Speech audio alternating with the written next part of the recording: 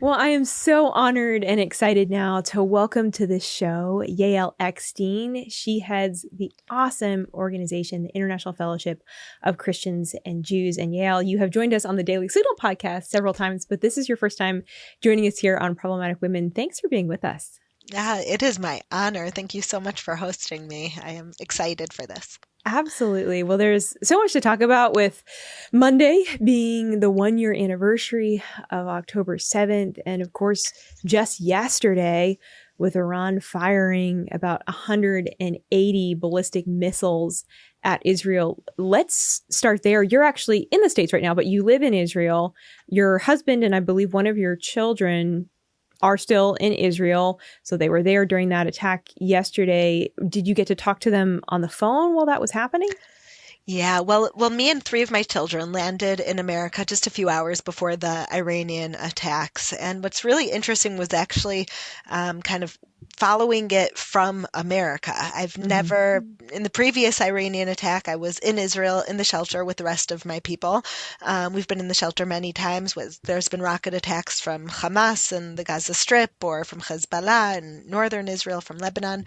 But in this second Iranian attack, it was very strange being in Chicago, actually.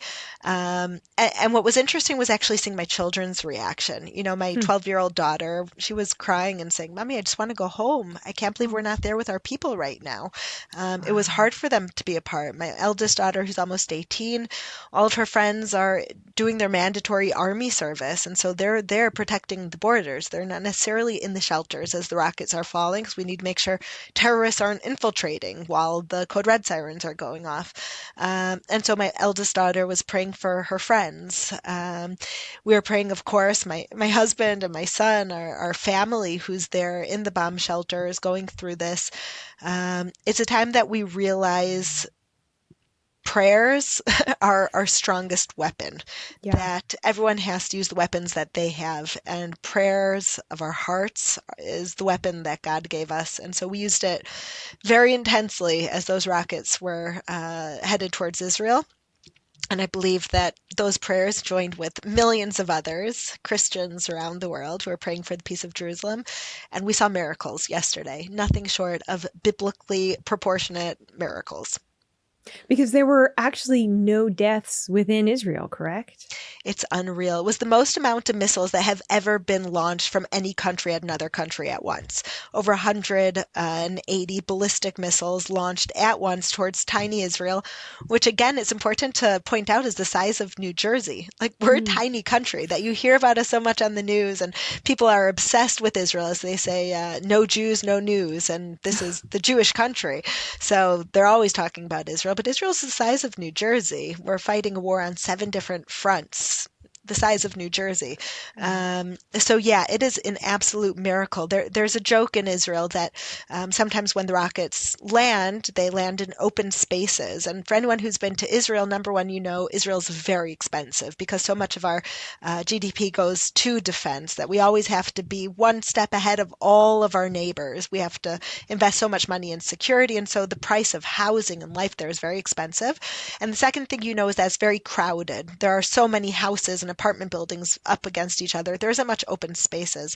So the joke in Israel is when rockets fall, all the real estate developers are following the rockets because they never knew there was so much open spaces in Israel. So God is performing miracles for us, that those rockets are finding a place that are doing no harm. Well, and you talk about these bomb shelters as if it's, a part of your everyday life. You all know where they are. And I don't think we have that reality in America because, like you said, New Jersey is a very small state for our country. Can you walk us through, though, does everyone have a bomb shelter in Israel? Or what are the logistics to that? Because I can't wrap my head around it. It's a really great question. In Israel, not everyone has bomb shelters because it's only recently that you needed a bomb shelter in Israel on every single inch of the land. So there are public shelters from, for example, the Gulf War, when Iraq sent Scud missiles to Israel. There were public shelters built that were meant to keep people secure for a short amount of time, an hour, 2 hours. No one could have imagined that people would have to be essentially living in their bomb shelters for weeks on end. And so a day in Israel is, for example, when I wake up in the morning and get dressed for work, there are no women who wear high heels in Israel because you have 30 seconds to run to shelter once that siren sounds. So you have to wear comfortable shoes to make sure you can make it to the shelter in time. My 8-year-old son went out riding his bike the other day, and when you're riding your bike, you're not near a shelter. And so I said to him, Shimmy, if the code red siren sounds, what do you do? He said, I get off my bike and I lay on the ground with my hands over my head and I make sure that I'm not in the middle of the street so it won't be dangerous. When my daughter went to the mall the other day, I said, at every second, make sure you know where the closest shelter is. Just the other day, 4 days ago, we woke up at 5 in the morning to a siren sounding. We had 90 seconds to wake up our 4 kids and get them to our shelter in time. Thank God we have a shelter in our home. But even 90 seconds to wake up the kids, get them down to the shelter. We didn't have time to bring our puppy. And so my kids were crying that the puppy was outside, and I had to make the decision of keeping my kids safe or going out and getting the puppy and risking our lives. And these are everyday situations that us in Israel are facing. Wow. Well, and that miracle of protection you talk about, Israel has this powerful tool called the Iron Dome. Just explain a little bit about how that works, if you would. It's a wild thing because I was just telling my kids how, it's such a given for us. Oh, there are hundreds of rockets fired, and the Iron Dome will take out most of them. Yeah. This is something that's like from the movies. It's Star Wars situation. That when a missile is launched, the Iron Dome is able to use mathematical projections to see exactly where the missile is going to land. If it's going to land in a populated town, then another missile from Israel is actually launched into the sky in order to knock it out before it lands in the residential area. If it shows that it's not going to land in the residential area, they actually just let it fall.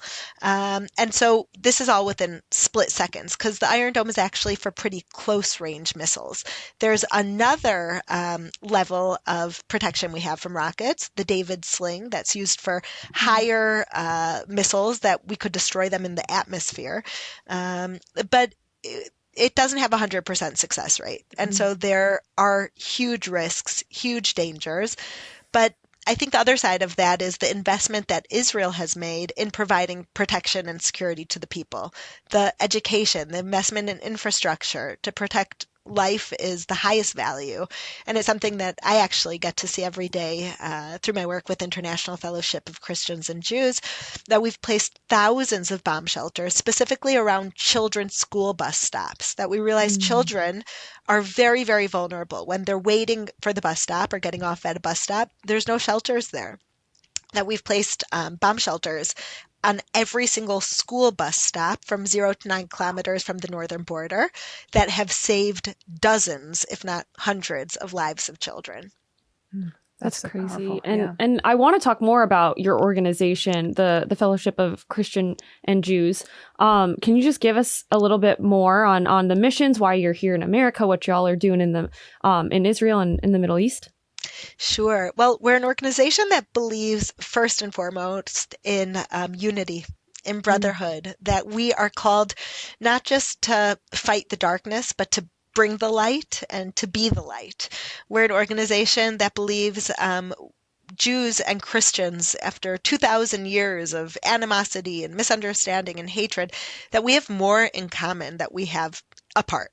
And we can go through the list. Those Judeo-Christian values are the foundation of both of our faiths. And so our vision and mission is to stand together in the biblical mandate to pray for the peace of Jerusalem, to be the watchmen on the wall, to feed the hungry, clothe the naked, shelter the poor.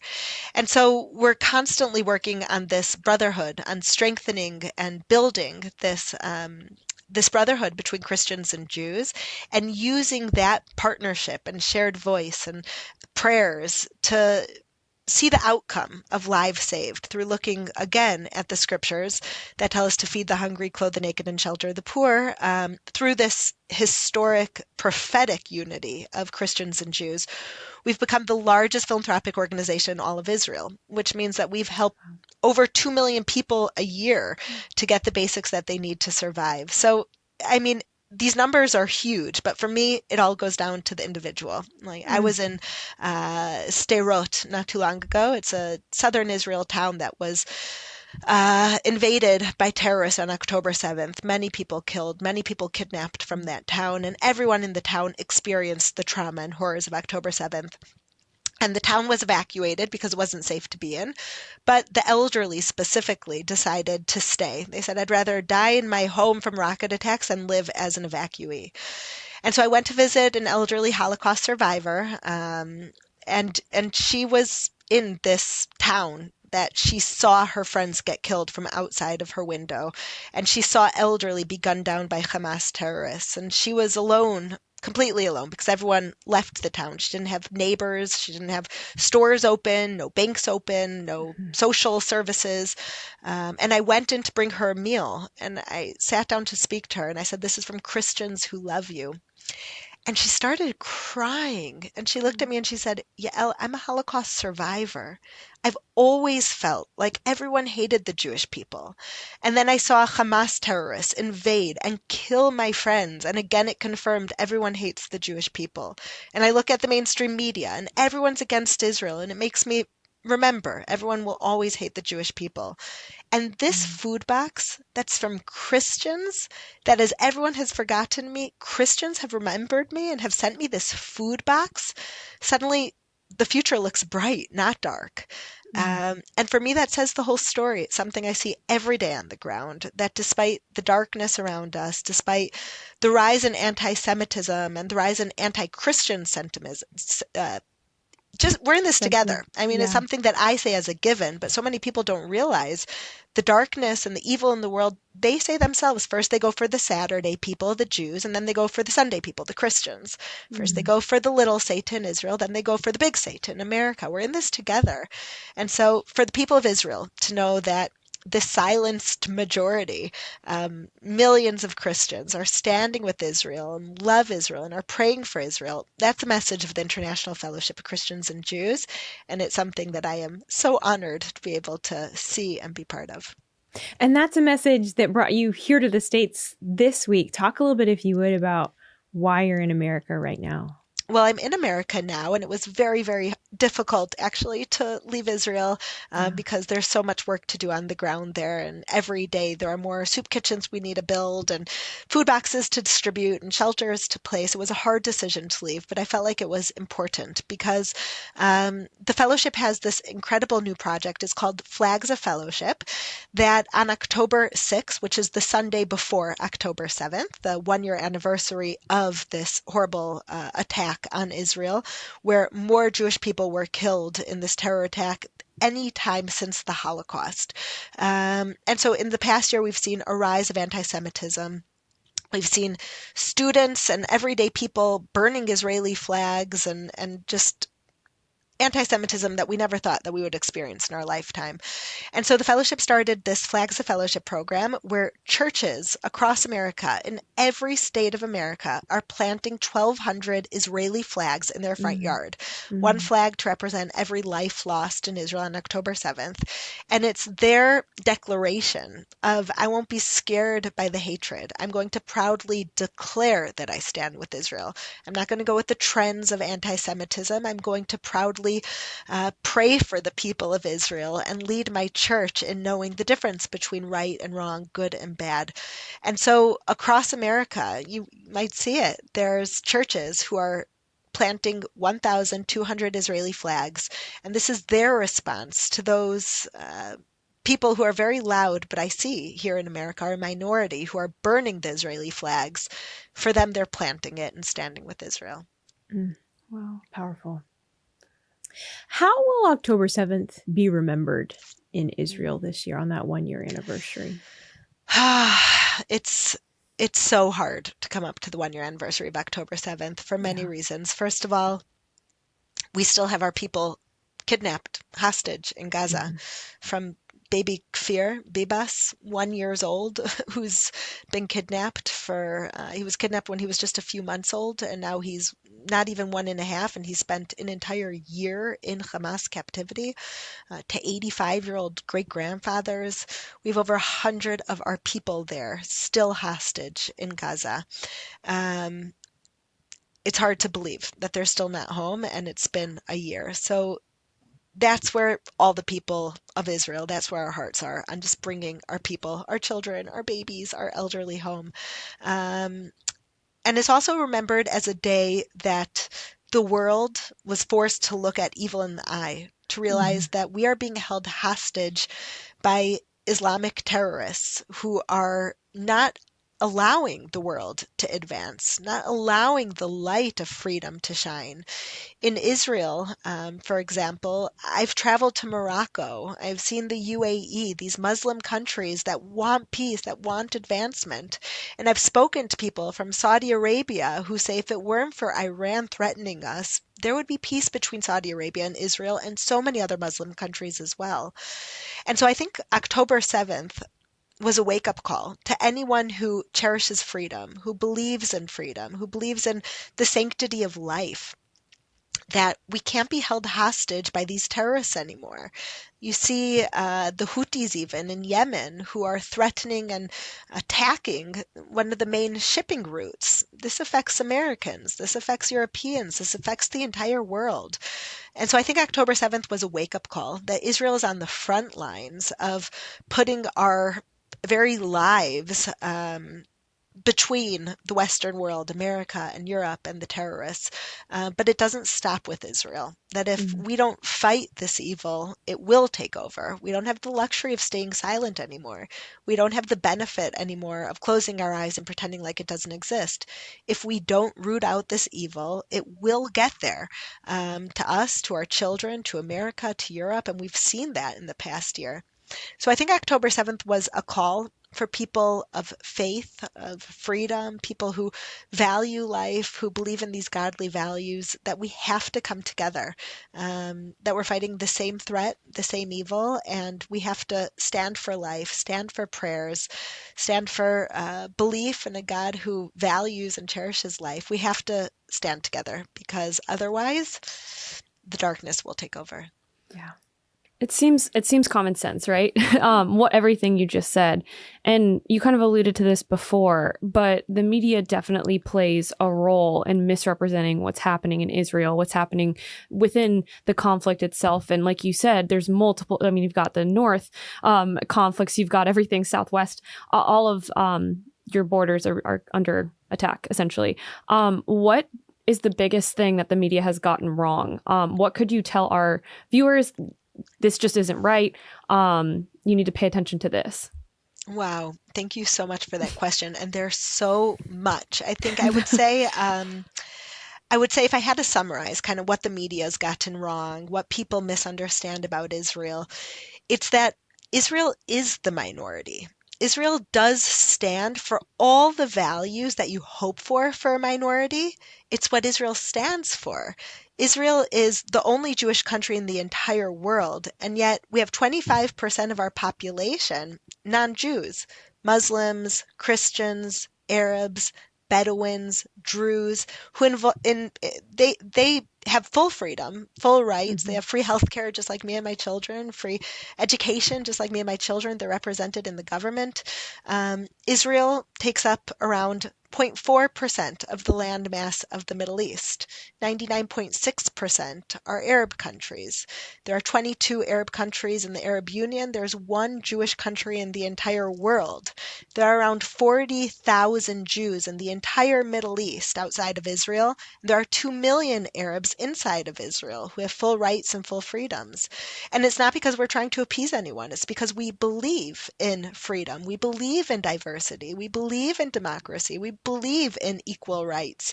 Um, we believe in all of the values that America was founded on.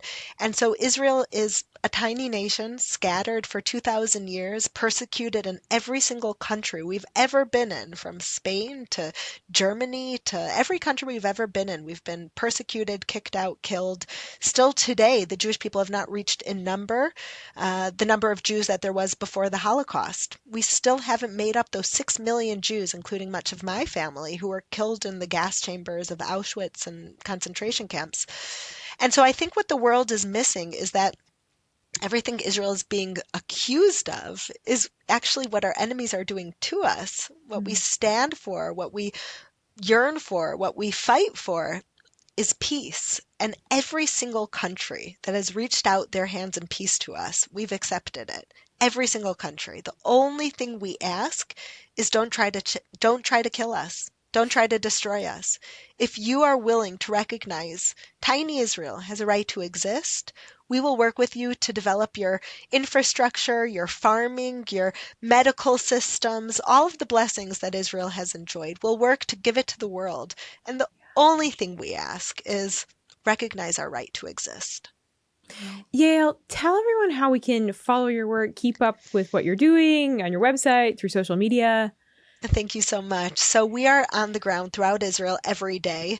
Wherever there is a need, the International Fellowship of Christians and Jews is there. So it is exciting work. We're placing bomb shelters. We're delivering food. We're on the front lines to those heroic first responders, distributing life-saving bulletproof vests and helmets. We have bulletproof and shrapnel-proof ambulances that we're distributing so they can go on the front lines and save lives.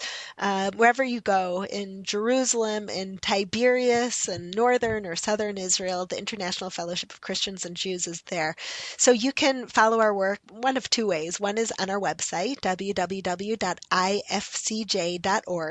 and that's a great way to get involved and know the huge impact that we're doing. And on a day-to-day basis, you can follow my work and everything I'm doing on the ground by following me on all social media platforms, Yael Eckstein, and I would love to hear from you. Amazing. Yael, thank you so much for your time today. I know you're traveling back to Israel next week, so safe travels. And I hope your time here in the States is really, really fruitful. But so appreciate the work that you and all of your colleagues are doing on the ground in Israel, and the voice that you get to be as well for Christians across the world who are standing with Israel. So thank you. It is the greatest honor. Everything I do across the Holy Land, every second of every day, every visit I have, every project I visit, every prime minister or elderly woman that I meet, what I represent is millions of Christians who stand with Israel. And I'm their voice, and it is the greatest honor to tell everyone in Israel, you're not alone. We're not alone. Christians stand with us. We have friends, we have prayers, and I believe that is our greatest weapon. And together we will get through this. Yeah. Amen. Powerful. Amen. All right, Yael, we'll see you soon. Yeah. God bless you. Thank you.